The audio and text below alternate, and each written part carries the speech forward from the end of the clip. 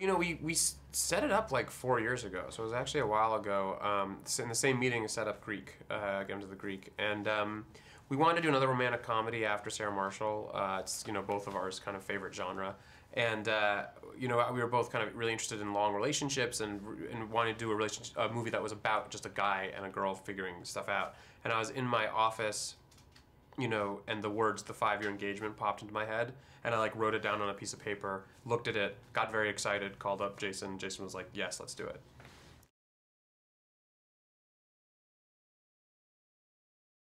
Yeah, I mean, to me, I loved making Sarah Marshall, but the only frustrating thing was that we were sifting through the wreckage of a relationship, and I really wanted to explore a relationship in real time. And in Get Him to the Greek, I loved sitting in the scenes between, Jonah and Elizabeth Moss, or, between Rose Byrne and Russell Brand. Like, I loved sitting in those scenes, and so this was a chance to just get to do, like, scenes between a guy and a girl,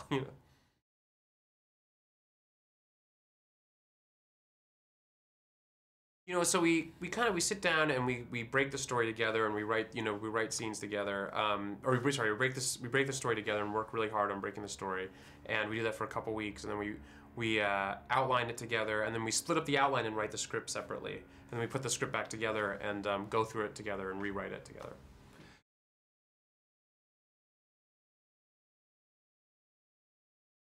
I think that there's something going on these days where I've just noticed a lot of people in very long relationships, monogamous relationships, many years, that aren't headed towards marriage, but they're not headed towards breaking up. They're kind of in this netherworld, and I find that endlessly fascinating.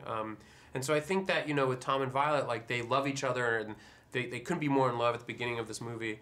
And but they're innocent, and they don't realize, they don't know each other the way they thought they did. And as soon as and the movie ends up being about the compromises you have to make a relationship work, and and that things don't necessarily, that things don't have to be perfect for things to be perfect.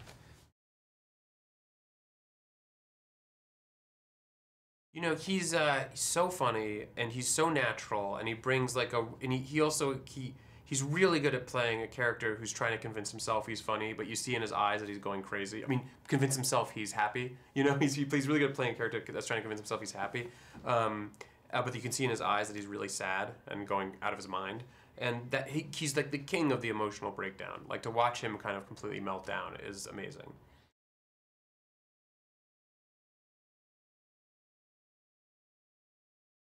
She was, from the beginning we wanted to have her in the movie. She's so, we wrote it for her from the beginning. She's so funny and endearing, and she exudes intelligence, and she's hilarious. And so we wrote it for her, and she was fantastic to work with. She was a real dream, and I hope to do it again.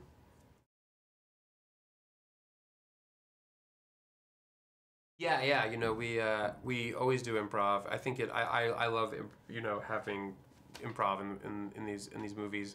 We write the script as if there's going to be no improv, and then we always have the actors improv once once we're shooting. We'll shoot the scene as scripted a few times, and then we'll have them improv, and it makes you get more jokes, which is always helpful. But you also get kind of you get realistic behavior, which is really important.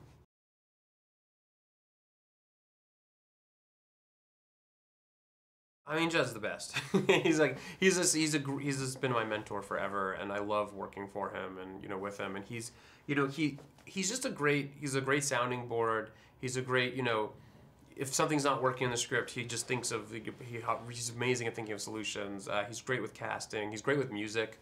In this we had, I wanted to be Van Morrison. Jason and I talked about Van Morrison throughout the film, but then Judd had the great idea of having putting the Swell season cover, of doing covers, of Van Morrison, which really helped a lot. Like, so that Swell season cover when they break up is just so heartbreaking. That we ended up bringing in my music supervisor ended up bringing in Jonathan Cartbroad and Audra May, who's this female vocalist, to do Crazy Love, and so those kinds of ideas really elevate the material.